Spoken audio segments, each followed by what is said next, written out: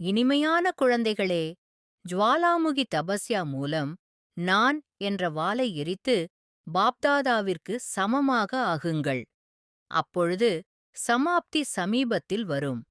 முதலாவது, தன்னுடைய முயற்சியின் மூலம் சிரேஷ்ட பிராப்தியின் சேமிப்பு கணக்கு.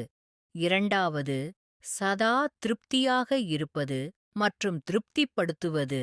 மூன்றாவது, மனம், வார்த்தை, செயல், சம்பந்தம் தொடர்பின் மூலம் எல்லையற்ற சுயநலமற்ற சேவை மூலம் புண்ணியத்தின் கணக்கு. சதா அனைவரிடமும் தன்மீதும் திருப்தியின் சொரூபம், அனைவருக்காகவும் சுப பாவனை, சுப விருப்பம் மற்றும் சதா தன்னை மகிழ்ச்சியாக அதிர்ஷ்டசாலி ஸ்திதியில் அனுபவம் செய்வது. இந்த மூன்று கணக்குகளில் சேமிப்பு எவ்வளவு உள்ளது?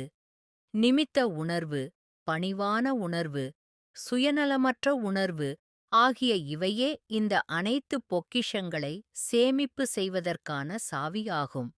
அனைத்து பொக்கிஷங்களை அதிகப்படுத்துவதற்கான விதி திடத்தன்மை ஆகும்.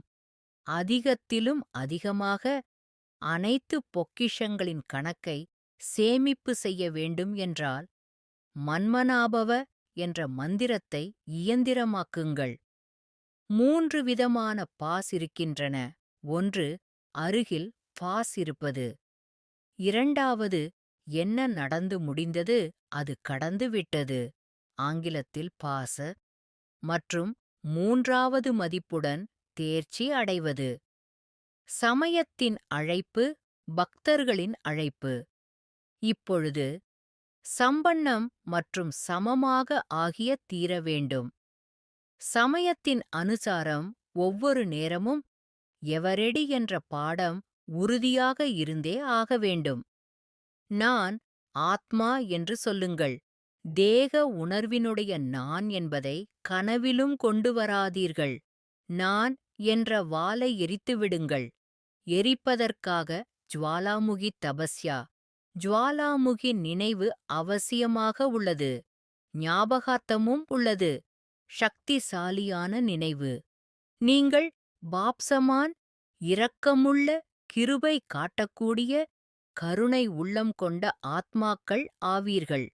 துக்கம் அதிகரித்துக் கொண்டிருக்கிறது. துக்கமானவர்கள் மீது இரக்கம் காட்டி அவர்களை முக்தி தாமத்திற்கு அனுப்பி வைத்திடுங்கள். உங்களுடைய முகம் தந்தையின் அறிமுகத்தை கொடுக்க வேண்டும். உங்களுடைய நடத்தை தந்தையை பிரத்யட்சம் செய்யட்டும். அப்பேற்பட்ட சதா சேவாதாரி ஆகுங்கள்.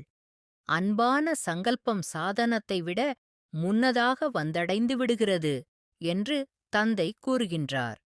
யக்ஞ சேவையை உளமாற செய்வது என்றால் தன்னுடைய புண்ணியத்தின் கணக்கை தீவிர வேகத்தில் அதிகரிப்பதாகும். ஒருபொழுதும் ஏதாவது மாயையின் சங்கல்பம் வந்தது என்றால் மனதில் விமானத்தின் மூலம் சாந்தி வனத்திற்கு வந்துவிட வேண்டும். வெற்றி நமது பிறப்பதிகாரம் என்ற திட சங்கல்பத்தில் அமருங்கள். வெற்றி நம்முடைய கழுத்தின் மாலை. இந்த நம்பிக்கை மற்றும் ஆன்மீக போதையில் அனுபவி சொரூபமாகி அமருங்கள். நல்லது. மன்மனாபவ. தன்னை ஆத்மா என உணர்ந்து ஆத்மாவின் தந்தையான பரமாத்மாவை அன்போடு நினைவு செய்தால் ஆத்மாவில் இருக்கும் 63 ஜென்மங்களின் பாவ கர்மங்கள் அழிந்து போகின்றன. ஓம் சாந்தி.